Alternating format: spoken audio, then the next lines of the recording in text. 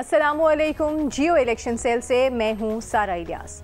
Election मुहिम अपने आखिरी मराहिल में दाखिल हो चुकी है। बैलेट पेपर्स की छपाई मुकम्मल करने के बाद इलेक्शन कमीशन ज़रूरी सामान पोलिंग स्टेशन तक पहुंचाने में मसरूफ़ है।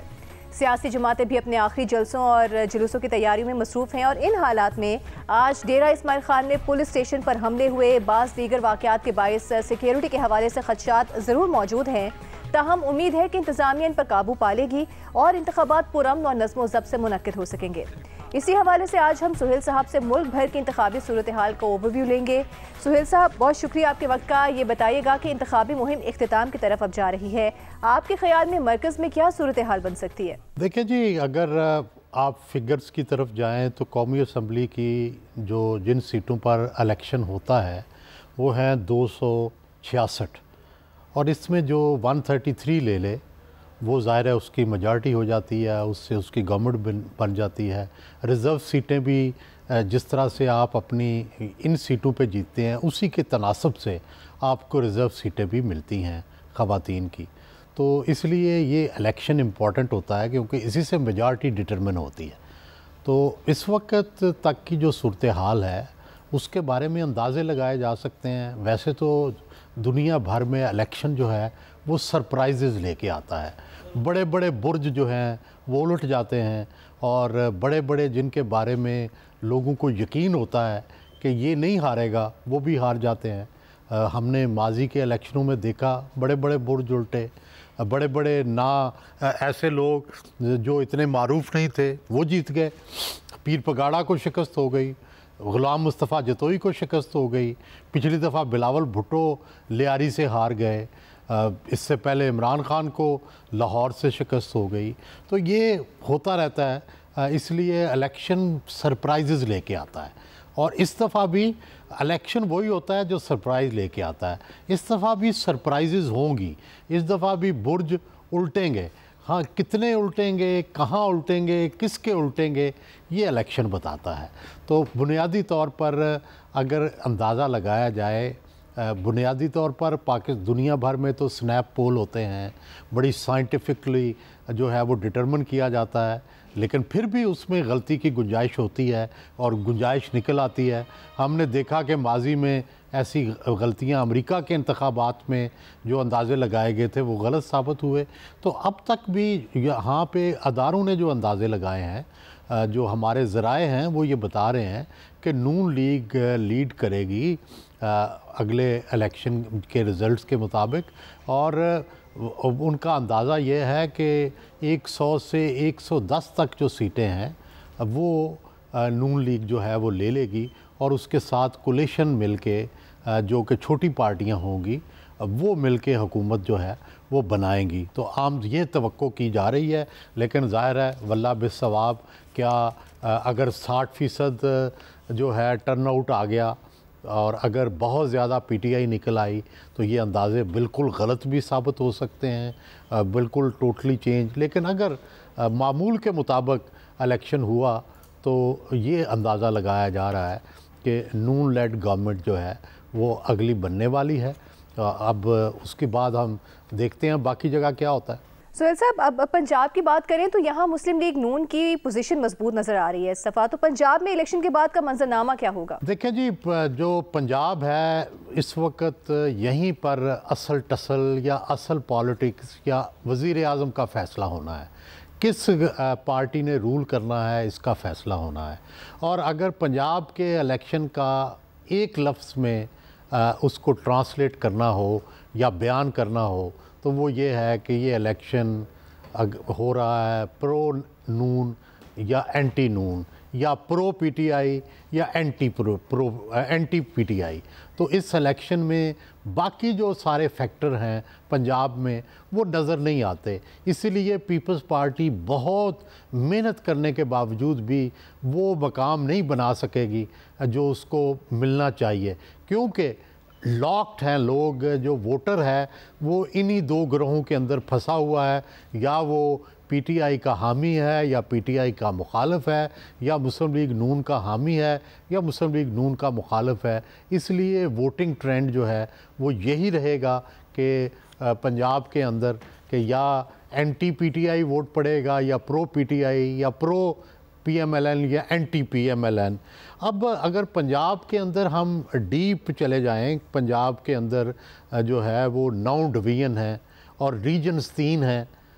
एक को हम कहते हैं नादरन रीजन, ठीक है, जो कि अटक से शुरू हो के आगे तक जाता है, फिर एक सेंट्रल पंजाब है और फिर एक साउथ पंजाब है। और सबसे ज़्यादा सीटें जो हैं वो सबसे ज़्यादा सीटें सेंट्रल पंजाब के पास हैं और बाकी जो हैं वो सीटें तकसीम हैं। अब फ़र्ज़ कर लें हम सेंट्रल पंजाब जो है अगर उसको देखें तो सेंट्रल पंजाब में 5 डिवीज़न है, जिसमें लाहौर, फैसलाबाद, गुजरांवाला, सरगोदा और साहिवाल हैं। और इसके जो अज़ला हैं 21 अज़ला हैं, लाहौर, शेखुपुरा, कसूर, ननकाना साहब, फैसलाबाद, जंग, टोबा टेक सिंह, चन्योट, सरगोदा, मियाँ वाली, कुशाब भी होना चाहिए, भक्खर, गुजरांवाला, गुजरात, वज़ीराबाद, सियालकोट, नारोवाल, मंडी बहावलदीन, हाफजाबाद, उकाड़ा, पाकपतन, साहिवाल। कौमी नशिस्तें हैं 82 यहाँ पर, जिन पे जो फैसला कुन है पंजाब की पॉलिटिकल सूरत हाल में, ये NA 62 से NA 143 तक जाती हैं। सूबाई नशिस्तें इसके अंदर सेंट्रल रीजन के अंदर इसमें 178 हैं।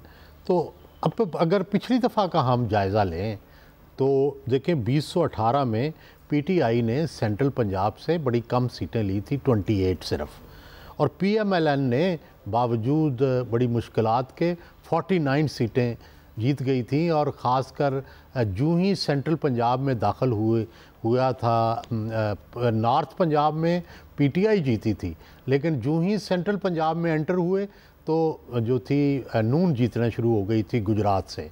तो और क्यू जो थी वो सिर्फ 2 सीटें जो है वो जीत सकी थी। तो इस दफ़ा जो है क्या पिछली तरह का मंजरनामा दोहराया जाएगा जिसमें नून जो थी उसको सेंट्रल पंजाब पर सबकत हासिल थी, या सेंट्रल पंजाब का सेंटीमेंट भी बदल चुका है, ये देखने की बात है। और ख़ासकर पिछली दफ़ा फैसलाबाद में हमने तब्दीली देखी थी कि जो बहुत ही प्रो PMLN हुआ करता था फैसलाबाद, उसके रिज़ल्ट्स जो थे प्रो PTI आए थे। लेकिन इस दफ़ा नून ने बड़े एहतियात से वहाँ पे टिकट दिए हैं। क्या इस दफ़ा फैसलाबाद डिवीज़न मुख्तलिफ बिहेव करेगा या 2018 तक, तो ये देखने की बात है। इसी तरह इसमें गुजरांवाला बड़ा स्ट्रांग होल्ड रहा है नून का, सियालकोट बड़ा स्ट्रांग होल्ड रहा है।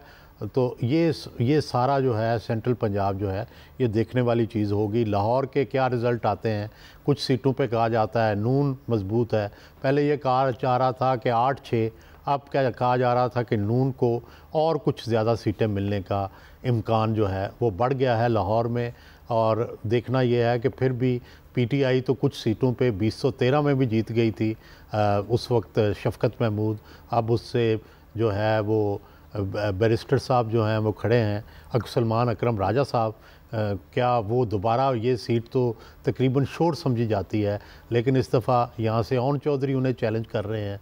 तो ये भी एक इंडिकेटर होगा लाहौर का कि इस सीट पे कौन जीतता है, उससे पता चलेगा कि कितनी हवा जो है वो PTI की चल रही है और कितनी नहीं। अब चलते हैं जनूबी पंजाब की तरफ। तो जनूबी पंजाब जो है इसमें 3 डिवीज़न है, मुल्तान, बहावलपुर और डेरा गाजी खान। और यहाँ के अज़ला 12 हैं, मुल्तान, खानेवाल, तौसा शरीफ, लोधरा, बिहाड़ी, कोट अद्दू, डेरा गाजी खान, मुजफ्फरगढ़, लिया, राजनपुर, बहावलपुर, बहावलनगर और रहीम यार खान। कौमी नशिस्तें 46 हैं। एक ज़माने में जो था साउथ पंजाब की 41 सीटें होती थीं, एक ज़माने में 49 भी रही हैं। अब ये NA 144 से 189 तक के जो कौमी हलके हैं उसमें है। 2018 में साउथ पंजाब जो था, यहाँ पे आपको याद होगा कि वहाँ साउथ पंजाब जनूबी पंजाब महाज बन गया था, एक ग्रुप बन गया था जो अल्टीमेटली नून और पीपल्स पार्टी के जो लोग थे वो PTI में चले गए थे और ये सारे इलेक्टेबल थे और आखिरी वक्त जाकर PTI में शामिल हुए थे, जिससे जो रिज़ल्ट थे वो बदल गए थे।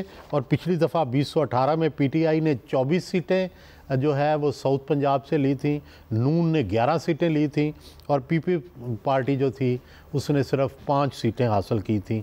आज़ाद भी 5 जीते थे जो बाद में सारे पीटीआई में चले गए थे।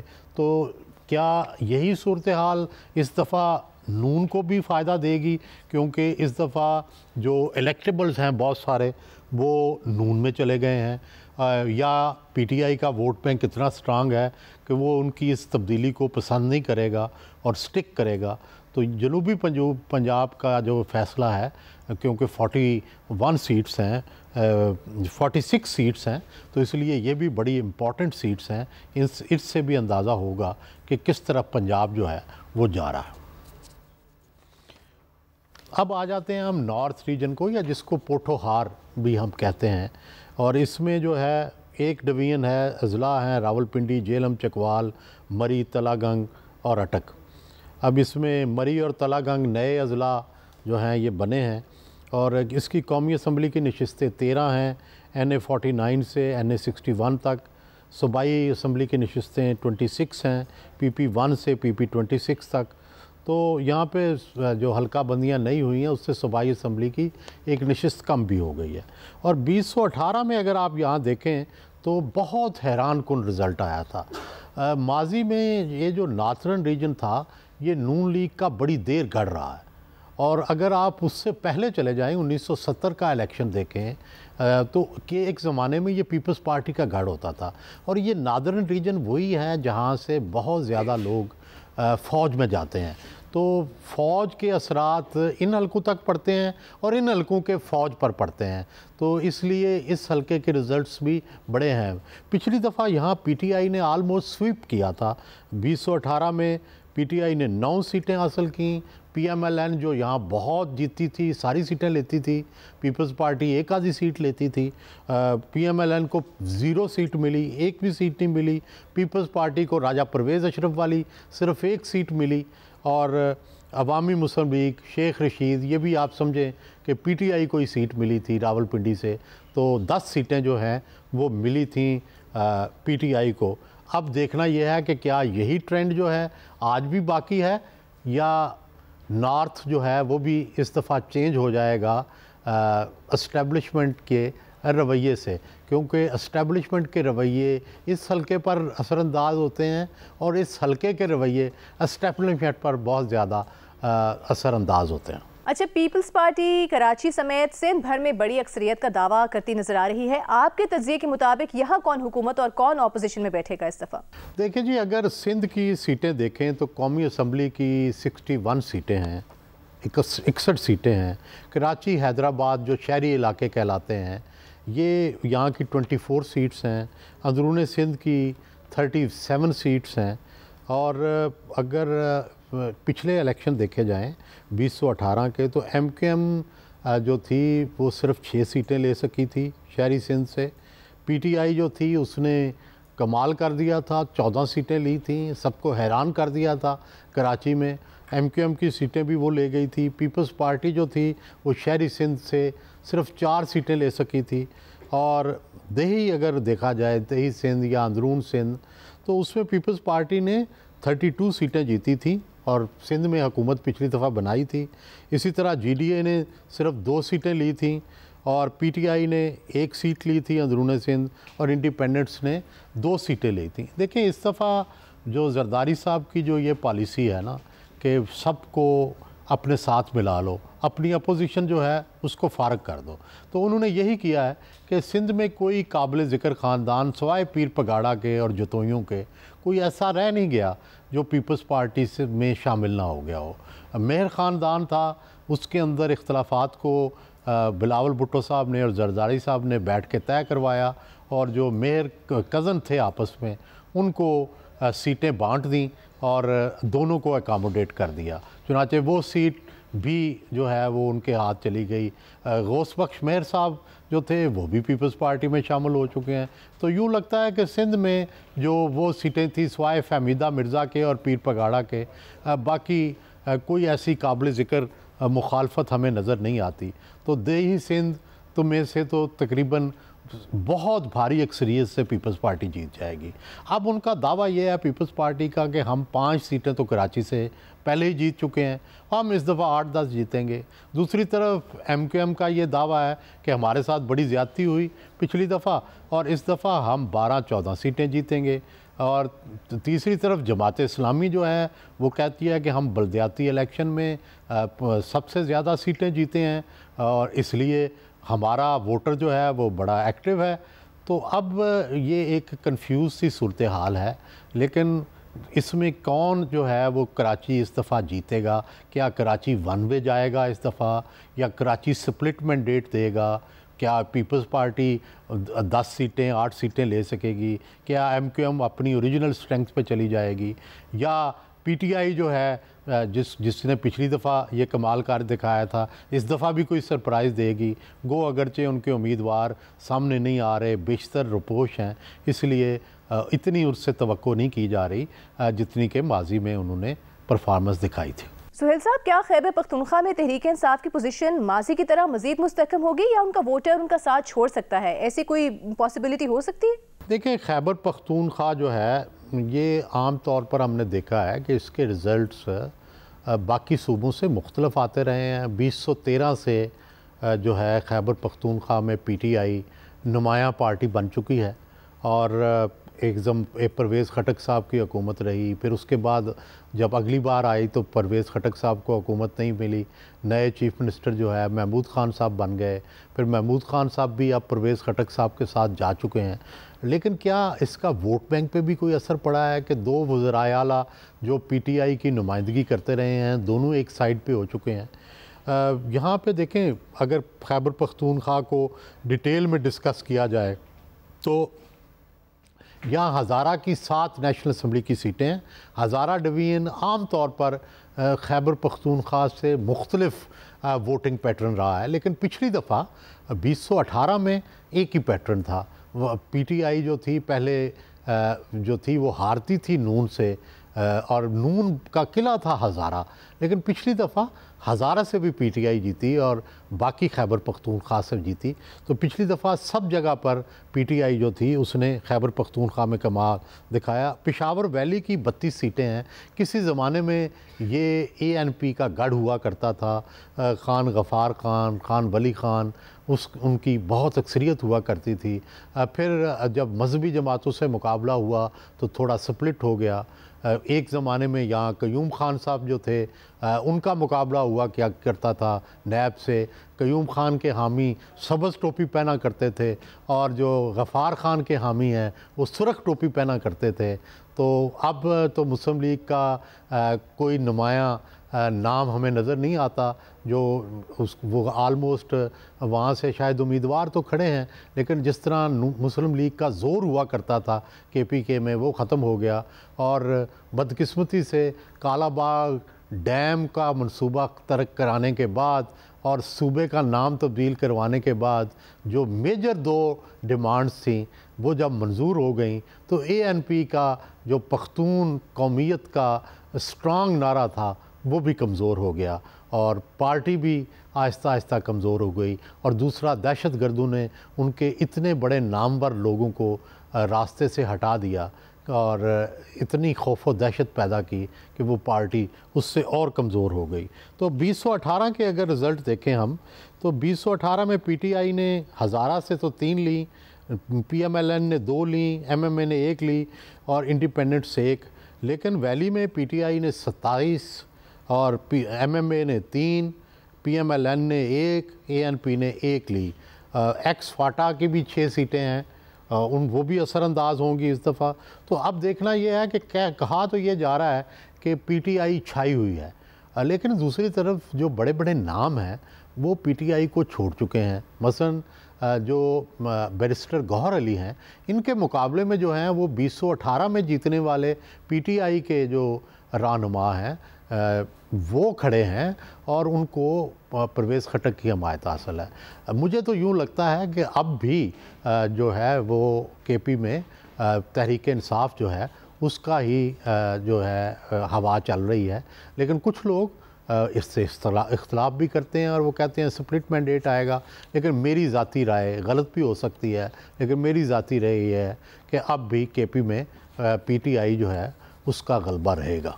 अच्छा, ये बताइएगा क्या बलूचिस्तान में माजी की तरह मखलूत हुकूमत बनेगी या इस दफ़ा कुछ अपसेट हो सकता है? जी देखें, बलूचिस्तान में 16 कौमी असम्बली की सीटें हैं, पख्तून बेल्ट की कम सीटें हैं, 4 हैं, और बलोच बेल्ट की 12 सीटें हैं। कुछ लोग बाद सीटें मिक्स भी हैं जिसमें पख्तून और बलोच दोनों शामिल हैं। तो यहाँ देखें 77 के बाद से बलोचों में सिर्फ़ एक दफ़ा JWP जो थी जमहूरी वतन पार्टी, या एक दफ़ा जो थी मैंगल साहब की पार्टी, उसने कोई नुमाया सीटें, या डॉक्टर मालिक की सीटें, ये सारी कौम परस्त जमातें हैं, इन्होंने नुमाया हासिल की थी। वगरना अब बलूचिस्तान में साल हा साल से जो इलेक्शन होते हैं उसमें कोई एक पार्टी नुमाया हैसियत नहीं हासिल करती। स्प्लिट मैंडेट होता है कौमी असम्बली में भी और सूबाई असम्बली में भी। और जो बलूचिस्तान की जो गवर्नमेंट बनती है, काफ़ी अरसे से वो कोलिशन गवर्नमेंट्स बन रही हैं और जिससे कोई डिसिप्लिन नहीं होता, इसीलिए तरक्याती काम जो हैं उनमें बहुत घपले होते हैं और बलूचिस्तान की तरक्की भी उस तरह से नहीं हो रही। कोई वहाँ स्ट्रॉन्ग एक सियासी जमात का जो है वो स्ट्रॉन्ग होल्ड नहीं है। किसी ज़माने में पीपल्स पार्टी होती थी, JUI कुछ नज़र आती है, लेकिन बाप जो है वो नई बनी, उन्होंने मुख्तलिफ़ लोगों को इकट्ठा किया। लेकिन जिस तरह से एक पूरे सूबे में कोई मकबूल पार्टी होती है वो हमें नज़र नहीं आती। अब भी वहाँ इलेक्टेबल्स हैं, अब भी वहाँ ट्राइबल चीफ हैं, उन्हीं के पास जो हैं वो सीटें हैं। और पिछली दफ़ा की अगर आप इलेक्शन को देखें तो 2018 में JUI ने 3 सीटें ली, बाप ने 1 सीट ली, और पख्तून बेल्ट के अंदर, तो पख्तून बेल्ट में भी JUI और बाप जो है इसका मुकाबला होगा। दूसरी तरफ बलोच बेल्ट में हम देखते हैं कि बड़ा ही स्प्लिट था। बाप ने 3 सीटें ले लीं, JUI ने F ने 2 सीटें ले लीं, BNP ने 3 सीटें ले लीं, PTI ने 2 सीटें ले लीं, जमहूरी वतन पार्टी ने 1 सीट ली और इंडिपेंडेंट ने 1 सीट ली। तो अब भी लगता है कि वहाँ पे बहुत ज़्यादा कोई सियासी असर व रसूख नहीं है सियासी जमातों का। सियासी जमातें भी इलेक्टेबल्स को इकट्ठी करके ही अपनी इलेक्शन कैंपेन चलाती हैं और उन्हीं के ज़रिए हुकूमत बनाती हैं। मुझे लगता है कि बलूचिस्तान की सूरत हाल में भी कोई तब्दीली आने का इम्कान नहीं है, अब भी उसी तरह का स्प्लिट मैंडेट ही होगा। बहुत शुक्रिया आपका सुहेल साहब, आप हमें इंतखाबात के बाद का सियासी मंजरनामा पेश कर रहे थे। अब देखते हैं कि 8 फरवरी का सूरज किसकी कामयाबी की नवीद लेकर तुलू होगा। यहाँ शामिल करते हैं एक ब्रेक, और ब्रेक के बाद आपको सूबे सिंध के कुछ अहम हलकों की सूरत हाल के हवाले से बताएंगे। हमारे साथ रहिएगा। ब्रेक के बाद आपको खुशामदीद कहेंगे। अब हम चलेंगे सिंध, जहां हम अपने नुमाइंदगान से जानेंगे कि सिंध के अहम तरीन हलकों की क्या सूरत हाल है, जहां बिलावल भुट्टो और सैयद खुर्शीद शाह समेत कई अहम सियासतदान इलेक्शन में हिस्सा ले रहे हैं। इन हलकों में लाड़काना, घोटकी, सखा, खैरपुर के इलाके शामिल हैं। सबसे पहले हम रुख करेंगे लाड़काना का, जहां से बिलावल भुट्टो जरदारी और JUI के राशिद सुमरो आमने सामने हैं। तो लाड़काना से साबिर शाह हमारे साथ मौजूद हैं। साबिर, आप बताइएगा, बिलावल भुट्टो लाहौर में तो हमें कैंपेन करते हुए नजर आए, लेकिन क्या लाड़काना में भी उन्होंने कोई इंतखाबी मुहिम चलाई है? जी, 1902 में कायम होने वाले ज़िला लाड़काना में 70 की दहाई से पीपल्स पार्टी का खासा असर रसूख रहा है और यहाँ से जुल्फ़िकार अली भुट्टो, मोहतरमा बेनज़ीर भुट्टो और बिलावल भुट्टो मुंतखब होते रहे हैं। लाड़काना उमूमन सियासी तौर पर पीपल्स पार्टी का गढ़ समझा जाता रहा है और इस हवाले से मुख्तलिफ औकात में पीपल्स पार्टी के अरकान मुंतखब होते रहे हैं। पीपल्स पार्टी को 2018 में उस वक्त एक बड़ा धचके का सामना करना पड़ा जब लाड़काना की नशिस्त PS 11 पर बिलावल भुट्टो के पॉलिटिकल सेक्रेटरी जमील सुमरो के मुकाबले में GDA के उम्मीदवार मोअज़्ज़म अब्बासी ने कामयाबी हासिल की। बाद में जमील सुमरो की दरख्वास्त पर मोअज़्ज़म अब्बासी को डी-सीट कर दिया गया और 2019 में ज़िमनी इंतखाबात में भी मोअज़्ज़म अब्बासी ने यह सीट बरकरार रखी। हालांकि इस मौके पर पीपल्स पार्टी की सिंध भर की क़यादत उनके खिलाफ मुहिम में मसरूफ़ थी। पीपल्स पार्टी का असर रसूख यूँ तो अब भी खासा गहरा है, लेकिन GDA की जानिब से चलाई जाने वाली मुहिम भी कुछ कम तर नहीं है। GDA के मोअज़्ज़म अब्बासी इस बार PS 12 से उम्मीदवार हैं, जहां उनके बकौल उनके 20,000 से ज़ायद वोटों को हल्का बंदियों में PS 11 से PS 12 मुंतकिल कर दिया गया। दूसरी जानब PS 14 पर भी कांटे का मुकाबला है और मीर नादर मक्सी के मुकाबले में मीर मुजफ्फर बिरोही खासी हिमायत हासिल कर रहे हैं। कल होने वाले कुब्बो शहीद खान में रैली में GDA की रैली में हज़ारों लोगों की शिरकत ने उनके लिए ख़तरे की घंटी बजा दी है। पीपल्स पार्टी अपने उम्मीदवारों की मुहिम चला तो रही है, लेकिन अब तक कोई नुमाया क़यादत उनकी मदद के लिए नहीं आई है। बिलावल भुट्टो ने गुज़िश्ता दिनों मीरों खान और शहदाद कोट का दौरा किया और लेकिन उन्होंने सिर्फ कारकुनों से मुलाकात की, आवाम से खिताब नहीं किया। देखना यह है कि इन इंतखाबात में GDA अपनी मकबूलियत बरकरार रखती है या नहीं, और दूसरी जानिब पीपल्स पार्टी अपनी साबिका रवायात के मुताबिक कामयाबी हासिल करती है या नहीं। जी शुक्रिया आपका साबिर, आप हमें अपडेट कर रहे थे लाड़काना से। देही सिंध में पीपल्स पार्टी और GDA एक दूसरे के रिवायती हरीफ रहे हैं और इस बार GDA किस हल्के में पीपल्स पार्टी को टक्कर दे सकती है। चलते हैं खैरपुर, जहां पर हमारे नुमाइंदे गुलाम अब्बास हमारे साथ मौजूद हैं। गुलाम अब्बास, ये बताइएगा ग्राउंड पर क्या सूरत हाल है, हल्का NA 203 में क्या माहौल देख रहे हैं? क्या इंतखाबात से कबल कोई सियासी जोड़ तोड़ नजर आ रहा है? 8 फरवरी के इंतखाबात में पीपल्स पार्टी, GDA, PTI, जमायत इस्लामी और दीगर जमायतों के उम्मीदवार मैदान में हैं। बड़ा मलाखड़ा सज रहा है। उम्मीदवार घर घर जा रहे हैं, इंतखाबी मुहिम चला रहे हैं, रैलियां निकाल रहे हैं, जलसे जुलूस कर रहे हैं। NA 203 पर पीर पगारा के भाई पीर सदरुद्दीन शाह राशिदी जो GDA के उम्मीदवार हैं, उनका मुकाबला पीपल्स पार्टी के उम्मीदवार पीर फजल अली शाह जिलानी के साथ हो रहा है। ये हल्का तहसील नारा, तहसील फैजगंज, तहसील ठरी मीरवा और सोबोडेरो तहसील के कुछ यूनियन काउंसिलों पर मुश्तमिल है। ये मुकाबला, ये हल्का इंडिया जैसलमेर के इलाके तक के उनकी हदूद तक फैला हुआ है।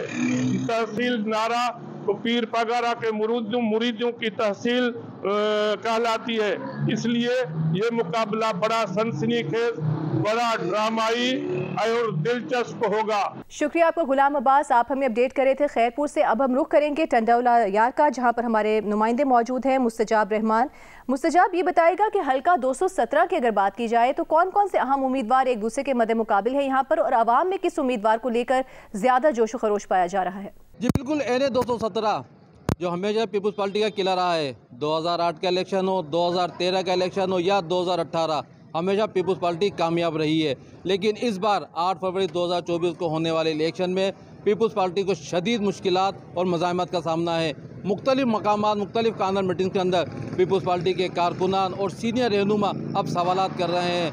कोट दरिया खान में होने वाली कानून मीटिंग जो साबिक आसिफ अली जरदारी के करीबी साथी गुलाम कादर मरी के भाई इस्माइल मरी ने बुलाई थी, वहाँ पे भी इस्माइल मरी ने पीपल्स पार्टी के उम्मीदवारों पर शदीद तनकीद का निशाना बनाया और कहा कि अफसोस का मकाम है 15 साल से पीपल्स पार्टी हुकूमत में रही है, लेकिन आज उनको टोपियाँ उतारनी पड़ रही है। अगर ये काम करते, आवाम के मसाइल हल करते, तो हमें टोपियाँ नहीं उतारनी नहीं पड़ती।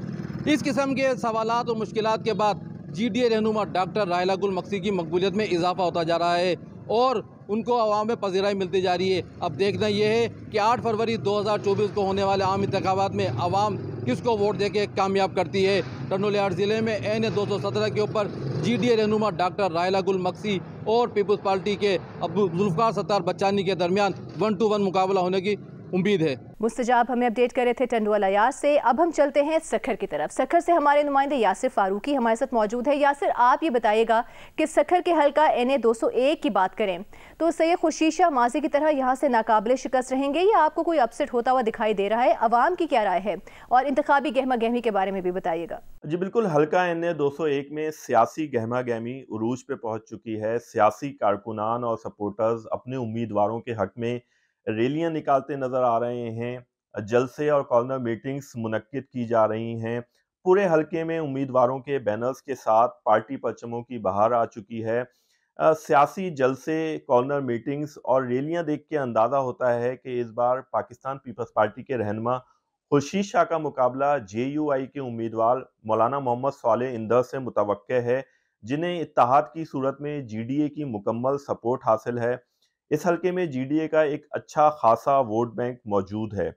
दूसरी जानिब जीडीए के साबिक रहनुमा सरदार अली गौर मेहर जीडीए को खैरबाद कहते हुए पीपल्स पार्टी में शमूलियत इख्तियार कर चुके हैं और इस हलके में मेहर बिरादरी का भी अच्छा वोट बैंक है जो माजी में तकसीम होता था, लेकिन इस बार ये यकजा होकर मेहर बिरादरी पाकिस्तान पीपल्स पार्टी के तमाम उम्मीदवारों को सपोर्ट करती नज़र आ रही है। शाह साहब की ज़ाती हैसियत में उनकी शख्सियत के हवाले से बात की जाए तो वो कभी भी जीतने के बाद अपने हलके की आवाम से दूर नहीं हुए, मुसलसल आवाम से राब्ते में रहते हैं, हलके में मौजूद होते हैं, दिखाई देते हैं, कमिटमेंट पूरी करते नज़र आते हैं।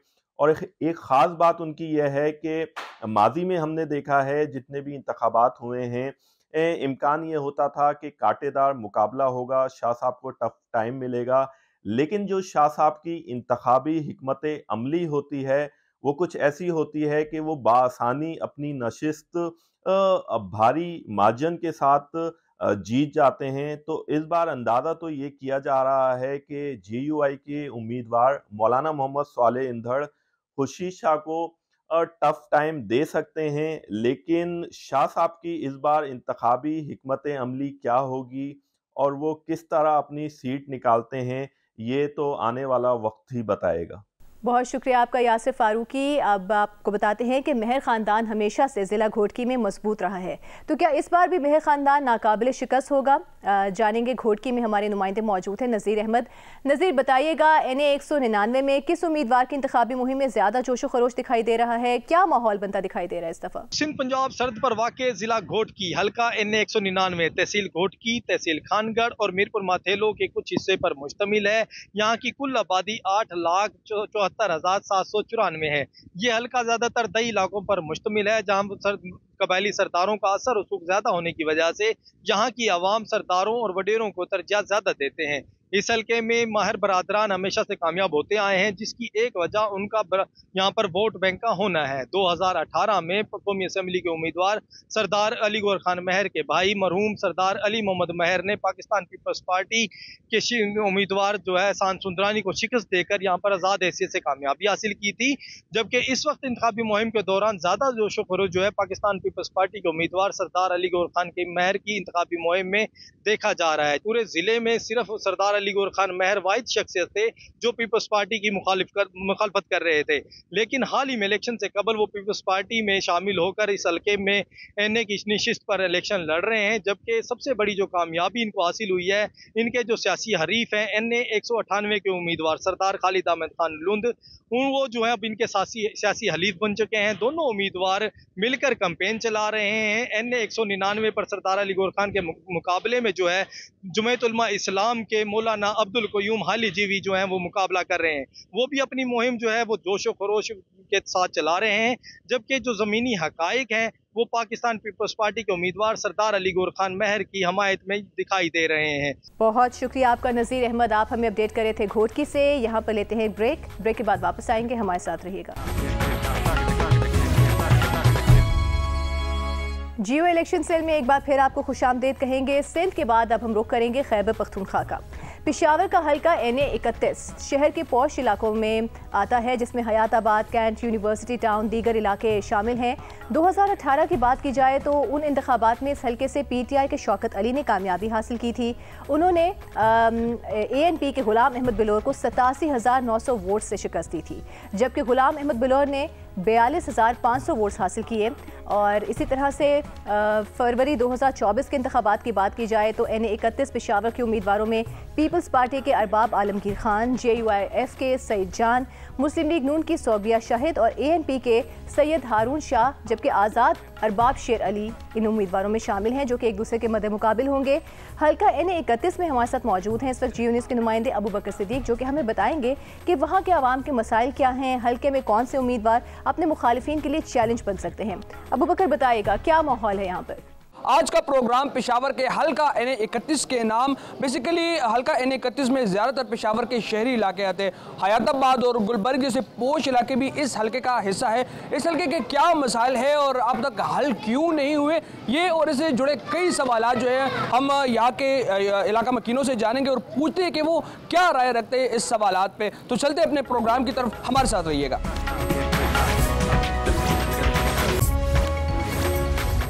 जिस वक्त मैं हल्का NA-31 के इलाके लंडी अरबाब में मौजूद हूँ। बेसिकली इस इलाके में हमने देखा है कि सेवरेज का निज़ाम दरहम बरहम है, स्ट्रीट लाइट्स यहाँ पर नहीं है, प्राइमरी स्कूल्स की यहाँ पर कमी है। मज़ीद क्या मसाइल है इस इलाके के लोगों से बात करेंगे। अस्सलाम वालेकुम, ये बताइएगा क्या मसाइल है आपके इलाके के? वालेकुम सलाम। पहले तो हम आपकी मशकूर हैं कि आप यहाँ आए और यहाँ के मसाइल आप जानना चाहते हैं। फ़र्स्ट ऑफ़ ऑल जो है बिजली का मसला है, दूसरा जो है वो गैस का मसला है जी, और तीसरा जो है वो सफाई का मसला है, और स्कूल भी यहाँ पे कम है। हमने तकरीबन ये 3 अदवार गुजरे, कोई काम नहीं हुआ है यहाँ पे। जी शुक्रिया जी। ये बताइएगा जो मसाइल इन्होंने बताए, तो क्या इस मसाइल को हल करने के लिए आपने किसी अवामी नुमाइंदे से या किसी कंसर्न डिपार्टमेंट से आपने बात की है? हाँ जी, हम बिल्कुल हम गए कई MPA के पास, MNA के पास। जब हम वहाँ जाते हैं तो कोई किसी के साथ बात ही नहीं करता, तो इस वजह से वो लोग जो है ना यही आते हैं, ना कोई बेचता है और ना ही काम करते हैं ये लोग। जी, इस वक्त मैं नोतिया के इलाके में मौजूद हूँ और यहाँ पे अगर मेरा कैमरामैन रिजवान शेख आपको दिखाए तो खुदाइयाँ की गई है। तकरीबन इस इलाके के लोगों के मुताबिक 1 महीने से यहाँ पे यही सिचुएशन है, जाके यहाँ पर जो सड़कें हैं वो भी टूट फूट का शिकार है, और इसी तरह यहाँ भी सेवरेज का निज़ाम जो है वो दरहम बरहम है। हमारे साथ इस इलाके के लोग मौजूद हैं, इनसे बात करते हैं। अस्सलाम वालेकुम, बताइएगा अपने इलाके के मसाइल के हवाले से। यार इलाके के मसाइल आप अल्हम्दुलिल्लाह आपका कैमरामैन आपको अगर देखा है, ये देखो मतलब 11-12 बजे हैं अभी तक, वो सफाई वाला निज़ाम ऐसा है। दूसरा गैस तो अल्हम्दुलिल्लाह बिल्कुल नहीं है, मतलब 1 घंटे 2 के लिए आते हैं फिर नहीं। और पानी का भाई ये मसाइल है, गटर सारे बंद है, नालियाँ बंद है, ये सड़क जगह जगह पर टूटा हुआ है, कोई मतलब ये परेशानी हाल नहीं है।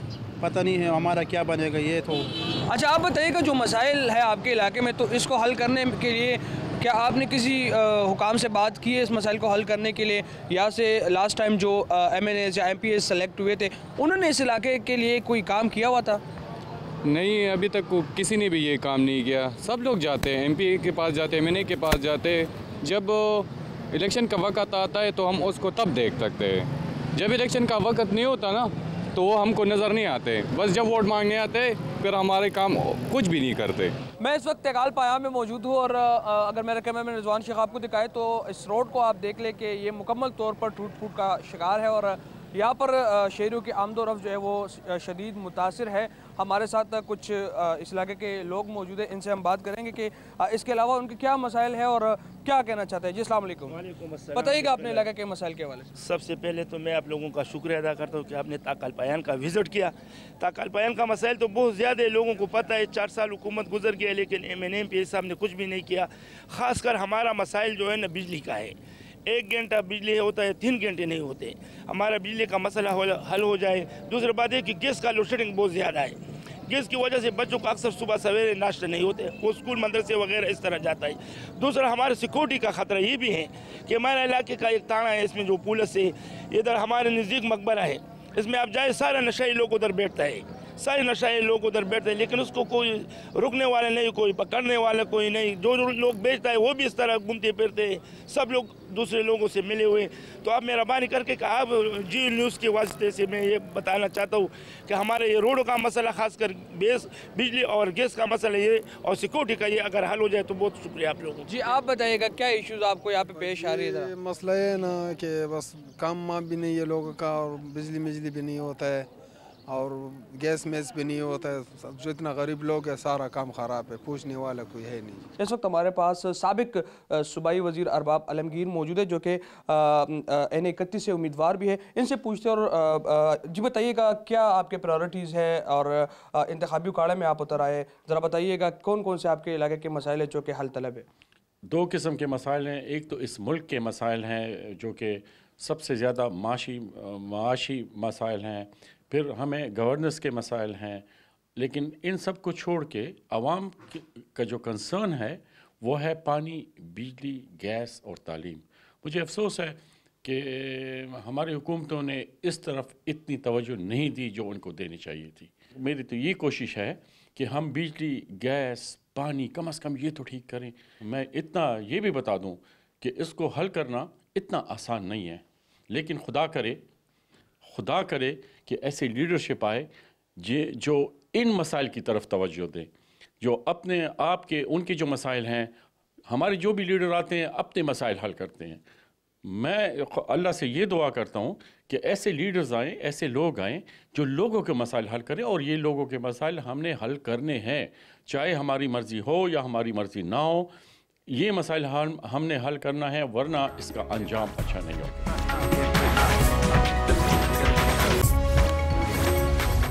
इस वक्त मैं हैदराबाद में मौजूद हूँ। ये पेशावर का पोश इलाका है और ज़्यादातर जो साबिक अरकान असम्बली है या साबिक वज़रा है वो इस इलाके में रिहाइश पजीर है। इस इलाके के लोगों को किन मसाइल का सामना है, इन्हीं की ज़ुबानें जानते हैं। अस्सलाम वालेकुम, बताइएगा आप मसाइल के हवाले से। सर जी मसाइल तो बहुत है यहाँ पे हैदराबाद पे। पानी है, बिजली है, गैस है। अभी गैस भी नहीं है, पहले गैस हुआ करता था, अभी नहीं है।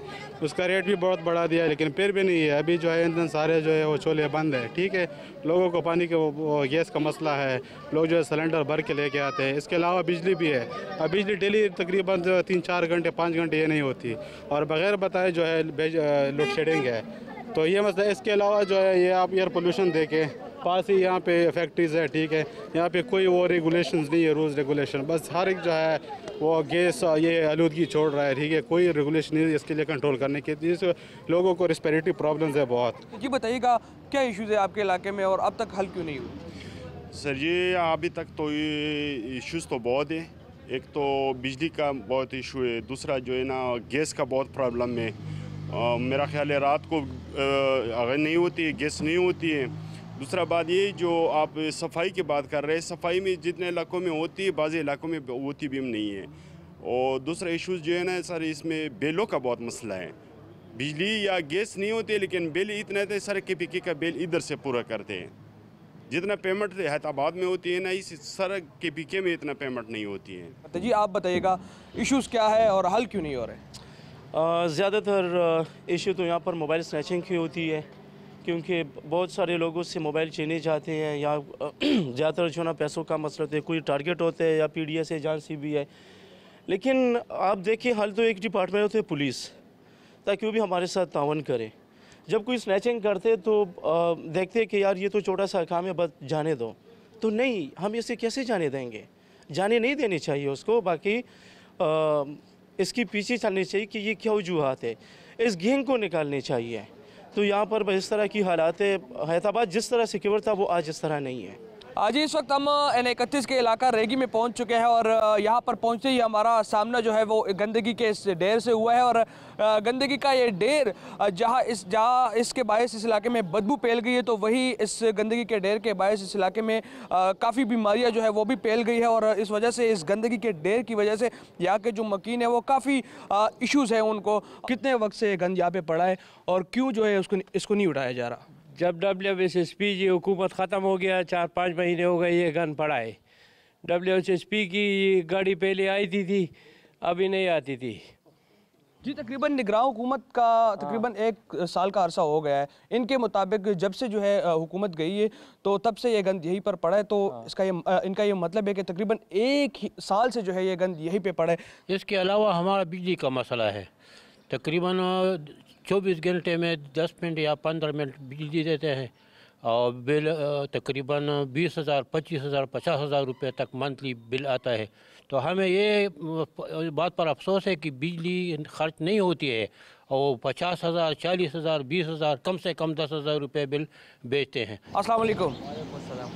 ये बताइएगा, बाबूगढ़ी जो है वो पोश इलाकों में से आता है। यहाँ पर जो ज़्यादातर अरकान असम्बली है साबिक, वो भी इन्हीं इलाकों में रिहाइश पजीर है।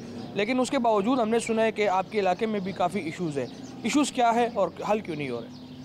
सबसे पहले इशू तो हमारा ये है कि ये बाबूगढ़ी पेशावर कॉरपोरेशन पहले से पेशावर कॉरपोरेशन में है। यहाँ हर वक्त मसला गैस का होता है। गैस हमारे यहाँ बहुत मुश्किलात है इलाके के लोगों को। जी गैस 1 घंटा 2 घंटे गायब होती है। इसके अलावा बिजली तो सबका मसला है, आप सबको मालूम है कि बिजली का मसला है। एक यहाँ मसला हमारे ट्यूबवेल का है। यहाँ ट्यूबवेल मौजूद है, उस पर मुलाजिम मौजूद हैं, इसके बावजूद ट्यूबवेल बंद पड़ा है, फाल नहीं है। तो ये हमारा बहुत बड़ा मसला है कि हम यहाँ गंदा पानी पीते हैं। पूरे इलाके में कोई ऐसा ट्यूबवेल नहीं है जो साफ़ पानी हमें मुहैया करे। बहुत शुक्रिया। हमारे साथ एक और शहरी भी मौजूद है, इनसे भी हम बात करेंगे। जी आप बताइएगा, ट्यूबवेल का जो इशू इन्होंने बताया है, आप क्या समझते हैं क्यों इस ट्यूबवेल को फ़ाल नहीं किया जा रहा? क्या कंसर्न जो अथॉरिटी है उनसे आपकी बात हुई है? उसके साथ तो हमारा कुछ बात नहीं हुई, और ये लाइन आई है, सारे ट्यूबवेल लगी है उधर पार्क में, सारे लाइन आई है, हमने नलके भी लगाई है, लेकिन अभी तक उसमें कोई पानी नहीं आ रहा है। अभी तक उसमें कोई पानी नहीं आ रहा है, इस पर कोई एक्शन किसी ने नहीं लिए। तो अभी हमारे लिए पानी का बहुत मसला होता है, क्योंकि बच्चे बीमार होते हैं, पानी में मसला होता है। इसलिए इस ट्यूबवेल को हमने जो है ना, सारे लोगों ने इकट्ठे फैसला किया कि चलो हम नलके लगाएं, सारे घरों के नलके लगें, लेकिन अभी तक उसमें कोई पानी नहीं आ रही। N31 के एक और इलाके नवाकली में मैं पहुंच गया हूं, और यहाँ के लोगों से भी हम बात करेंगे कि यहाँ के जो लोग हैं उनको किस किस्म की इश्यूज़ का सामना है, और उसको हल करने के लिए जो गुज़िश्ता अवामी नुमाइंदे थे, जो साबिक अरकान असम्बली थे, उन्होंने क्या किया? आप बताइएगा इस इलाके के इशूज़ के हवाले से। इस इलाके के मेन इशू 3-4 हैं। आज तक हमने जितनी भी हुकूमतें गुजरी हैं उसमें से किसी ना MNA को देखा है ना MPA को देखा। यहाँ के मेन मसाइल में बिजली है, जो आए दिन जो है ना उसमें फॉल्ट्स और लोड शेडिंग और ट्रिपिंग, हर 10 मिनट के बाद बिजली का जाना आना, उससे वाटर सप्लाई सिस्टम सारा मुतासर है, ड्रेन सिस्टम सारा मुतासर है। इस रोड पे आगे आगे कस्टम चौक में आप जाएं, वहाँ देखें कितना पानी ड्रेन का निकला हुआ है, कोई पूछने वाला नहीं है। आज तक मेरे ख्याल में इस एरिया में मैंने 37 ईयर्स रहते हुए गुजर गए हैं, लेकिन मैंने कोई MNA MPA नहीं देखा। सिर्फ वो वोट के वक्त आ जाता है कि वोट दीजिए, फलां को वोट देना है। बाकी किसी ने किसी के साथ किसी किस्म का किसी मसले में भी किसी ने रब्ता नहीं किया। जी मैं गुलबर्ग के इलाके में पहुंच गया हूं, और यहां से मैं आगाज़ करूंगा इस टूटी फूटी सड़कों से। बेसिकली इस टूटी फूटी सड़कों से यहाँ के जो लोग हैं उन्हें काफ़ी मसाइल का सामना करना पड़े। इसके अलावा अगर हम यहाँ के महल्लों की का हवाला आपको बताएं तो यहाँ के जो मकीन हैं उनके मुताबिक तकरीबन 1 साल पहले जो है यहाँ पे खुदाई की गई थी गैस पाइपलाइंस के लिए, लेकिन अभी तक जो है सूरत हाल जो है सहम है। अभी तक इस मोहल्ले की तामीर जो है वो दोबारा नहीं की गई। जी अस्सलाम वालेकुम, बताइएगा आपको किन मसाइल का सामना है? यार हमारे का मसाइल का मसाला पे ये गैस भी नहीं है, बिजली भी नहीं है, और महंगाई ज़्यादा है, और लोड शेडिंग भी है, और सब चीज़ों का नुकसान है। और हमारे लोगों का सबका कोई मसला नहीं है, लेकिन मसला हमारा अपनी तरफ से 5 वक्त की नमाज अब नहीं पढ़ते हैं, अल्लाह को हम राज़ी नहीं करते हैं। लोकल क्या मसले आपके? मसला यहाँ गैस और बिजली का है। जो रोड जो है टूट फूट का शिकार है, रोड भी टूट फूट का शिकार है, नालियाँ भी सब बंद होते हैं, यहाँ डेरान भी पड़ा होता है, कोई उठाने वाला कोई शख्स नहीं यहाँ से कोई उठा ले। तो WSSP के हुकाम से कोई आपकी बात नहीं हुई सवाल? रब्ता होते हैं लेकिन बहुत लेट आते हैं। हमारे इलाके में इशू ये है कि गैस का बहुत ज़्यादा मसला है, और गलियों में जो है ना ये पाइपलाइन किए, ये जो है ना ये पाइपलाइन की वजह से सारा गलियाँ ख़राब है। और तीसरी बात ये है, इधर ये नाली है, इधर गंद जाती है, ये गंदी पानी सड़क पे आती है, लोगों की कपड़े ख़राब होती है। जी आज हमने कौमी असम्बली के हल्का N31 के तकरीबन तमाम इलाकों का हमने दौरा किया है, और वहाँ के लोगों से हमने उनकी इश्यूज़ जाने हैं। तो जो ज़्यादातर इलाके हैं वहाँ पे जो कॉमन इशू है तो वो बिजली और गैस के। शहरों के मुताबिक उनका कई अर्से से बिजली की नारावा लोड शेडिंग और गैस बंदिश का इशू जो है वो काफ़ी अर्से से चला आ रहा है, लेकिन अब तक इस मसले को हल नहीं किया गया। जो साबिका अरकान असम्बली है या जो साबिका वज़रा है वो भी इन मसाइल को हल करने में नाकाम रहे। ताम अब भी कुछ ऐसे शहरी है जो कि पुरुमीद है कि आइंदा इंतखाबात में जो हुकूमत बनेगी या उनके इलाके से जो अरकान जो है वो मुंतखब होंगे तो वो ये मसले हल करेंगे। अब देखना ये है कि जो इंतखाबात में कामयाब होते हैं उम्मीदवार, क्या वो इन शहरियों के उम्मीदों पर पूरा उतर पाएंगे या नहीं। बहुत शुक्रिया आपका अबू बकर सिद्दीक, आप हमें अपडेट कर रहे थे। तो आपने N31 पेशावर के हालात देखे हैं। मुल्क के अवाम ऐसे ही बेशुमार मसाइल की दलदल में फंसे हुए हैं। इन मसाइल का अंबार तभी ख़त्म हो सकेगा जब मुल्क किसी इंतशार के बगैर मुसलसल सियासी अमल से गुजरेगा, और हम उम्मीद करते हैं कि आने वाले इंतखाबात अवाम के लिए उम्मीद की किरण साबित होंगे, जो न सिर्फ मुल्क को आगे लेकर जाएंगे बल्कि मुल्क में 75 साल से जारी मसाइल के हल की राह भी हमवार होगी। इसके साथ ही मुझे जियो इलेक्शन सेल से इजाज़त दीजिए। कल आपकी खिदमत में किसी और इलाके के मसाइल और सियासी मामलात के साथ दोबारा हाजिर होंगे। अल्लाह हाफिज़।